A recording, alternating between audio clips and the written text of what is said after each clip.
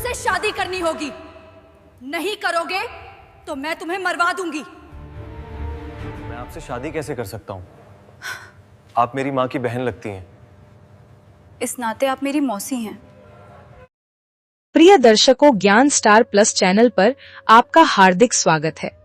आज की पहेली बहुत ही गजब है कि झंग में भंग, भुजंग में नारी, बाप को और दूध पिए महतारी।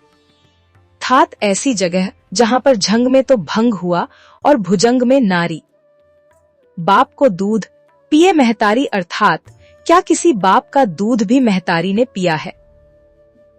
दोस्तों, इस पहेली का अर्थ जानने के लिए बने रहिए वीडियो के अंत तक। इसका उत्तर आपको अंत में मिलेगा। हमें बहुत से कमेंट आ रहे हैं कि गुरुजी अब किसी कहानी के एपिसोड शुरू करो, लेकिन यदि अधिक कमेंट आते हैं तो हम शुरू करेंगे। क्या आप भी यही चाहते हैं? तो कमेंट करें। अब दोस्तों, यह पहेली भी किसी भाई ने कमेंट की है। पहली पंक्ति में लिखा है कि झंग अर्थात उवड़ खावड़ जमीन। दोस्तों, यह झंग पाकिस्तान में ही है, कोई स्थान है। पहले समय में यह सियालकोट था। सियालकोट राजधानी पंजाब में है। आपने पंजाब में भक्त पूरणमल का नाम सुना होगा, और झंग वर्तमान में पाकिस्तान का जिला भी है। दोस्तों, भक्त पूरणमल के पिता राजा सलबन की पहली पत्नी इच्छिरा थी, तो पूरणमल के पिता ने दूसरी शादी की।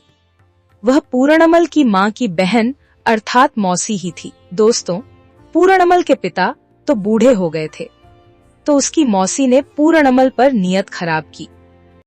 वह उससे शादी करना चाहती थी, लेकिन पूरणमल ने उससे मना कर दिया कि आप मेरी माता है और मैं आपसे शादी कैसे कर सकता हूँ।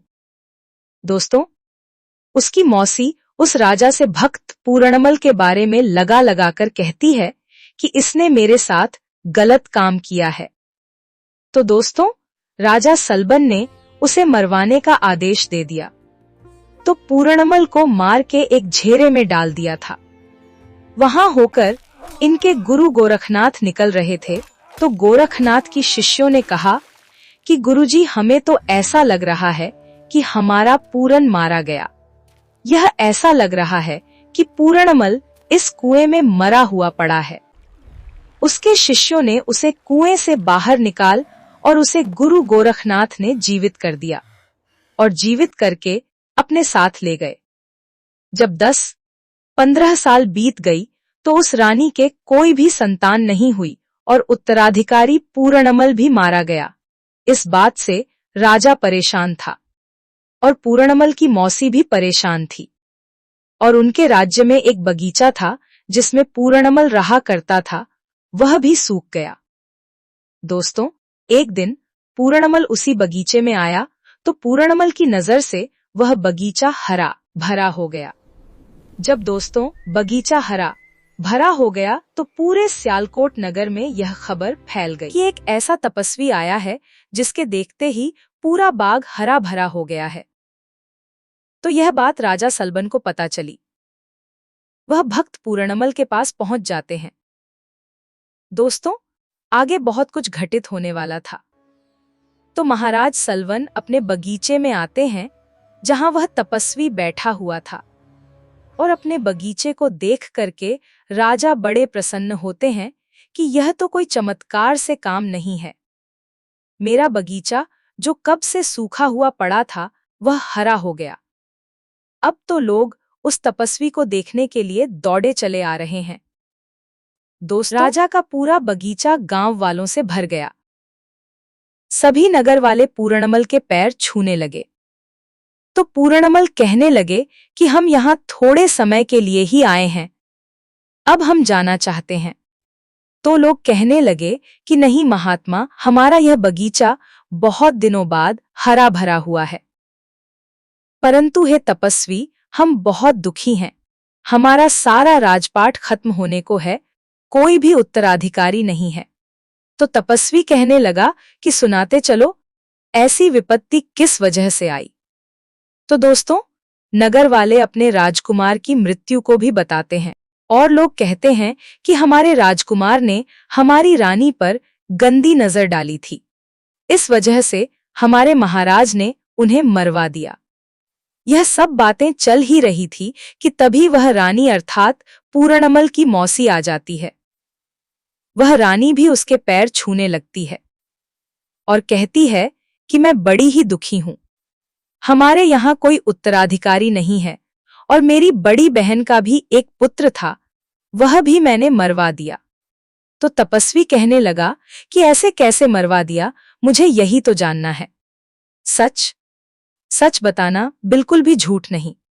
यदि तुमने असत्य बोला तो तुम यही भस्म हो जाओ। दोस्तों, रानी डर गई और दोस्तों सच सच बताने लगी कि महाराज का पहले विवाह हो गया था, लेकिन महाराज ने फिर भी मुझे दूसरी शादी की और महाराज बूढ़े हो गए थे, इसीलिए मैं महाराज को पसंद नहीं करती थी और मेरी दृष्टि इनके जवान पुत्र पूर्णमल पर गई। मैं उस पर मोहित हो गई और मैं उससे विवाह करना चाहती थी, लेकिन पूर्णमल बड़ा ही ईमानदार था। उसने मुझे विवाह करने को मना कर दिया तो मैं क्रोधित हो गई और महाराज से कहकर और उस पर गलत इल्जाम लगाकर मैंने उसे मरवा कर कुएं में डलवा दिया। तो दर्शकों, वह तपस्वी पूछने लगा कि वह कैसा दिखता था। तो रानी कहने लगी कि हे तपस्वी महाराज, वह बिल्कुल आपकी तरह दिखता था। आपके चेहरे जैसा ही उसके चेहरे पर तेज था। बहुत ही सुंदर राजकुमार था। क्या करे महाराज, हमने उसे मरवा दिया। हमारे मन में एक लोभ था कि इस जैसा ही पुत्र हमारे गर्भ से जन्म लेगा। जब रानी ने यह सब बताया तो पूर्णमल अपने असली भेष में आ गया। उसने अपने सन्यासी वाले सभी वस्त्र त्याग दिए और कहने लगा कि उस बड़ी रानी को बुलवाओ जिसके गर्भ से पूर्णमल ने जन्म लिया था। वह बिल्कुल वृद्ध हो चुकी थी। दोस्तों, उसकी मां उसी बगीचे में पहुंची जहां पर उसका पुत्र था। तो दोस्तों, एक विचित्र घटना घटित हुई कि उसके स्तनों से एक दूध की धार निकलकर उस तपस्वी के मुख में चली गई। क्या कहने लगी वह मां कि तू मेरा पुत्र है, तू महात्मा हो ही नहीं सकता, तू मेरा पूर्णमल है। तो वह तपस्वी कहने लगा कि नहीं नहीं, यह वैसे ही दूध की धार मेरे मुंह में चली गई है, तुम्हारा पुत्र नहीं हूं। हम ऐसा करते हैं कि तुम्हें लोहे की अंगियां पहनाते हैं, यदि फिर तुम्हारे स्तनों से दूध इसके मुख में जाता है तो हम मान जाएंगे कि यह पूर्णमल है। दोस्तों, महाराज ने उसे लोहे की अंगियां पहना दी और जब वह पहनाई गई तो दूध के बाहव की वजह से वह लोहे की अंगियां फट गई और उसके स्तनों से फिर से दूध उसके मुंह में चला गया। दोस्तों, उस पूरे बगीचे में हड़कंप मच गया कि यह क्या हुआ, यह तो हमारा राजकुमार पूर्णमल ही है। परंतु उन्हें विश्वास इसलिए नहीं हो रहा था क्योंकि महाराज ने पूर्णमल को कुएं में मरवा दिया था, उसके नेत्र भी निकलवा लिए थे और उसे कुएं में डलवा दिया था। जब यह पहचान हो गई कि यह हमारा पूर्णमल ही है तो उससे पूछा गया कि तुम जीवित कैसे बचे। तो वह कहने लगा कि जब मैं कुएं में अमृत पड़ा था तो गुरु गोरखनाथ और उनके शिष्य वहां से निकल रहे थे। उनके किसी शिष्य ने मुझे देख लिया और मुझे कुएं से बाहर निकाला। मुझे गुरु गोरखनाथ ने मृत संजीवनी विद्या से जीवित किया था और मैं बच गया तथा गुरु गोरखनाथ के साथ ही चला गया। मैंने उनसे बहुत सारी विद्याएं सीखी, उनसे शक्ति प्राप्त की। इसी कारण तुम्हारा यह बाग हरा भरा हो गया। मुझे पता था कि मैं यही का राजकुमार हूं। तो समस्त प्रजा कहने लगी कि अब आप राजपाट संभालिए और महाराज अब वृद्ध हो गए हैं, उनसे अब शासन का काम नहीं होता। तो पूर्णमल कहने लगा कि नहीं, मैं अब राजकुमार नहीं हूं और अब मैं यहां नहीं रह सकता। तो महाराज सलवन उससे क्षमा मांगने लगते हैं और उसकी जो मौसी थी वह भी क्षमा मांगने लगती हैं और कहती है कि है पुत्र, मुझे क्षमा कर दो, मैं अंधी थी और मुझे कुछ समझ नहीं आया। तो वह कहने लगा कि मैं अब राज तो नहीं करूंगा, लेकिन आपको यह वरदान देता हूं कि आपको मेरे जैसा ही पुत्र चाहिए था। आपको मेरे जैसा ही पुत्र प्राप्त होगा। ऐसा कहकर के पूर्णमल अदृश्य हो गए और समस्त प्रजा खोजती रह गई, लेकिन वह नहीं मिले, वह अदृश्य हो गए। तो दोस्तों, झंग में भंग अर्थात सियालकोट में भंग हुआ था, अर्थात हड़कंप मचा था। और भुजंग में नारी अर्थात भुजंग का अर्थ सांप होता है, तो भुजंग में नारी वह मौसी थी जिसने पूर्णमल को मरवाया था। तो दोस्तों, पहली 2 लाइनों का अर्थ यही लगता है। और बाप का दूध पिए महतारी, इसके लिए भी आपको एक कहानी सुननी होगी। तो एक बार भगवान श्री हरि विष्णु माता लक्ष्मी सहित स्वर्ण प्रदेश में लीला करने आए। तभी लक्ष्मी जी नाराज हो जाती है। भगवान श्री हरि विष्णु को छोड़कर चल देती है।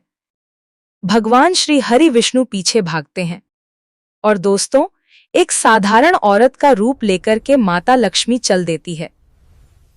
तभी ब्रह्मा जी को पता लग जाता है, तो ब्रह्मा जी गाय बन जाते हैं और माता लक्ष्मी के पास आते हैं। तो माता लक्ष्मी उसे गाय को चराने लग जाती है। तो गाय भाग जाती है और भगवान शिव को पता लग जाता है और वे बछड़े बन जाते हैं। गाय और बछड़ा दोनों राजा के राज में रहने लगते हैं। सुंदर गाय देख करके वह राजा उस गाय और बछड़े को अपनी गौशाला में ले जाता है। तो गाय प्रत्येक दिन और चरने जाती है और भगवान विष्णु लक्ष्मी जी के शोक में स्वर्ण में धातु जैसा रूप लेकर के और बेहोश होकर गिर पड़ते हैं। तभी वह गाय जाती है, दूध पिलाने लगती है। तो प्रत्येक दिन वह गाय ऐसा ही करती थी। यह देख करके राजा कहने लगा कि मेरी गाय का दूध कौन पी जाता है। भगवान श्री हरि विष्णु पत्तों के द्वारा ढक चुके थे। जिस स्थान पर वह गाय दूध पिलाने जाती थी, वहां राजा पहुंच गया और राजा ने देखा कि यह दूध अपने आप निकल रहा है, इसे कौन पी रहा है। पत्तों को हटाकर देखा तो वहां भगवान की मूर्ति दिखाई दी। राजा ने उस मूर्ति पर तलवार से वार किया तो भगवान शिव और ब्रह्मा जी प्रकट होकर के उसे श्राप देते हैं कि तुम राक्षस बन जाओगे।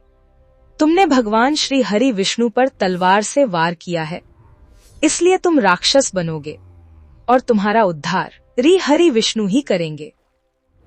फिर एक दिन भगवान विष्णु हिरण्यवयाक्ष का वध करने के लिए वाराह का रूप रख कर जाते हैं और वह राक्षस बना हुआ राजा भगवान विष्णु से युद्ध करने जाता है और भगवान विष्णु उसे समझाते हैं कि यह भगवान का प्रदेश है, यहाँ ऐसी राक्षस प्रवृत्ति नहीं चलेगी।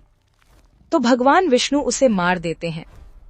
इस प्रकार से ब्रह्मा जी सभी के बाप हैं और दोस्तों, श्री हरि विष्णु ने ही ब्रह्मा जी को उत्पन्न किया था। जब सृष्टि में भगवान विष्णु प्रकट हुए तो उन्हीं से ब्रह्मा जी भी उत्पन्न हुए। इसी कारण जो ब्रह्मा जी सभी के बाप हैं, उनका दूध उन्हीं की माँ श्री हरि विष्णु ने दिया था। दोस्तों, ब्रह्मा जी तो सभी के बाप हैं, अर्थात जो राजा था उसी ने यह कहा था कि बाप का दूध पिए महतारी, क्योंकि दोस्तों उसे राजा के बाप तो ब्रह्मा जी हुए। ब्रह्मा जी समस्त सृष्टि के पिता है और उनकी माँ अर्थात ब्रह्मा जी की माँ भगवान विष्णु है, क्योंकि विष्णु जी की कमलनाभि से ही ब्रह्मा जी का जन्म हुआ। और कहा जाता है कि जन्म देने वाली माँ होती है, इस कारण ब्रह्मा जी की माता विष्णु जी हुए। और इस जगह पर ब्रह्मा जी ने अर्थात सभी के बाप ने अपनी महतारी को दूध पिलाया। दोस्तों, यह पहले बाप का दूध पिए महतारी, यहीं पर बाप का दूध महतारी ने पिया था। दोस्तों, यह पहली हमने सभी जगह लगाकर देखी, लेकिन कहीं पर इसका उत्तर नहीं मिला। यह यहीं पर लगती है। यदि आपके अनुसार भी कहीं लगती है तो हमें कमेंट करके बताएं। धन्यवाद। जय श्री राम।